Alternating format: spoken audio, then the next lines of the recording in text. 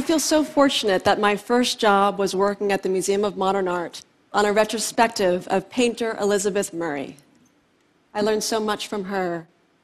After the curator, Robert Storr, selected all the paintings from her lifetime body of work, I loved looking at the paintings from the 1970s. There were some motifs and elements that would come up again later in her life. I remember asking her what she thought of those early works. If you didn't know they were hers, you might not have been able to guess. She told me that a few didn't quite meet her own mark for what she wanted them to be. One of the works, in fact, so didn't meet her mark, she had set it out in the trash in her studio, and her neighbor had taken it because she saw its value. In that moment, my view of success and creativity changed. I realized that success is a moment, but what we're always celebrating is creativity and mastery. But this is the thing, what gets us to convert success into mastery? This is a question I've long asked myself. I think it comes when we start to value the gift of a near win. I started to understand this when I went on one cold May day to watch a set of varsity archers, all women as fate would have it, at the northern tip of Manhattan at Columbia's Baker Athletic Complex. I wanted to see what's called Archer's paradox, the idea that in order to actually hit your target, you have to aim at something slightly skew from it. I stood and watched as the coach drove up these women in this gray van, and they exited with this kind of relaxed focus.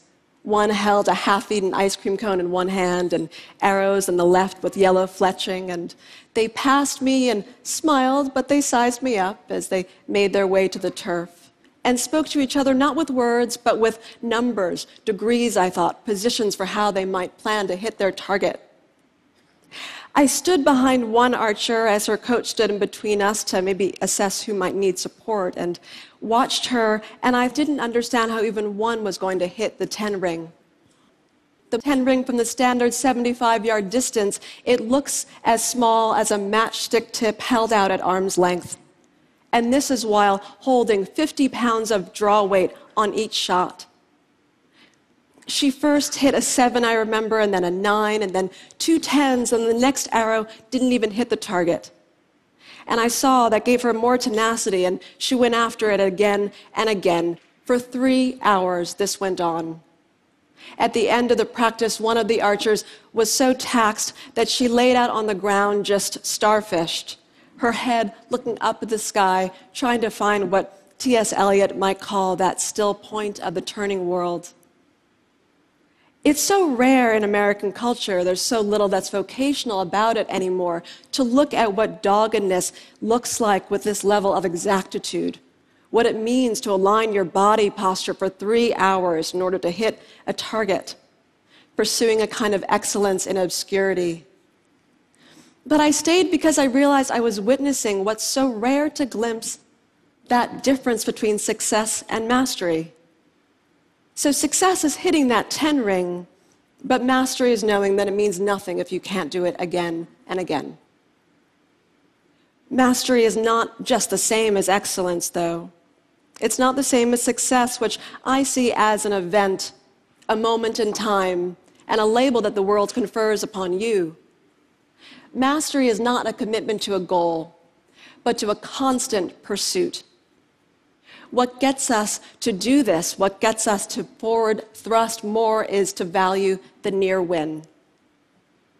How many times have we designated something a classic, a masterpiece even, while its creator considers it hopelessly unfinished, riddled with difficulties and flaws? In other words, a near win.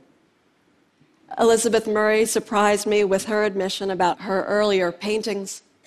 Painter Paul Cézanne so often thought his works were incomplete that he would deliberately leave them aside with the intention of picking them back up again.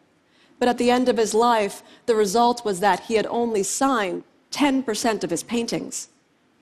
His favorite novel was The Unfinished Masterpiece by Honoré Balzac, and he felt that the protagonist was the painter himself. Franz Kafka saw in completion what others would find only works to praise, so much so that he wanted all of his diaries, manuscripts, letters, and even sketches burned upon his death. His friend refused to honor the request, and because of that, we now have all the works we now do by Kafka. America, The Trial, and The Castle, a work so incomplete it even stops mid-sentence. The pursuit of mastery, in other words, is an ever onward almost. Lord, grant that I desire more than I can accomplish, Michelangelo implored, as if to that Old Testament God in the Sistine Chapel, and he himself was that Adam with his finger outstretched and not quite touching that God's hand. Mastery is in the reaching, not the arriving. It's in constantly wanting to close that gap between where you are and where you want to be. Mastery is about sacrificing for your craft and not for the sake of crafting your career.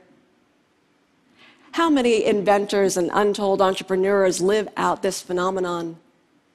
We see it even in the life of the indomitable Arctic explorer Ben Saunders, who tells me that his triumphs are not merely the result of a grand achievement, but of the propulsion of a lineage of near wins. We thrive when we stay at our own leading edge. It's a wisdom understood by Duke Ellington, who said that his favorite song out of his repertoire was always the next one, always the one he had yet to compose. Part of the reason that the near win is inbuilt to mastery is because the greater our proficiency, the more clearly we might see that we don't know all that we thought we did. It's called the Dunning-Kruger effect. The Paris Review got it out of James Baldwin when they asked him, "What do you think increases with knowledge?" And he said, "You learn how little you know." Success motivates us, but a near win can propel us in an ongoing quest. One of the most vivid examples of this comes when we look at the difference between Olympic silver medalist and bronze medalist after competition. Thomas Gilovich and his team from Cornell studied this difference and found that the frustration silver medalists feel, compared to bronze, who are typically a bit more happy to have just not received fourth place and not medaled at all, gives silver medalists a focus on follow-up competition. We see it even in the gambling industry that once picked up on this phenomenon of the near win and created these scratch-off tickets that had a higher than average rate of near wins, and so compelled people to buy more tickets that they were called heart stoppers and were set on a gambling industry set of abuses in Britain in the 1970s. The reason the near win has a propulsion is because it changes our view of the landscape and puts our goals, which we tend to put at a distance, into more proximate vicinity to where we stand. If I ask you to envision what a great day looks like next week, you might describe it in more general terms. But if I ask you to describe a great day at TED tomorrow, you might describe it with granular, practical clarity. And this is what a near win does. It gets us to focus on what right now we plan to do to address that mountain in our sights. It's Jackie Joyner-Kersee, who in 1984 missed taking the gold in the heptathlon by 1/3 of a second. And her husband predicted that would give her the tenacity she needed in follow-up competition. In 1988, she won the gold in the heptathlon and set a record of 7,291 points, a score that no athlete has come very close to since. We thrive not when we've done it all, but when we still have more to do. I stand here thinking and wondering about all the different ways that we might even manufacture a near win in this room, how your lives may play this out. Because I think on some gut level, we do know this. We know that we thrive when we stay at our own leading edge, and it's why the deliberate incomplete is inbuilt into creation myths. In Navajo culture, some craftsmen and women would deliberately put an imperfection in textiles and ceramics. It's what's called a spirit line, a deliberate flaw in the pattern to give the weaver or maker a way out, but also a reason to continue making work.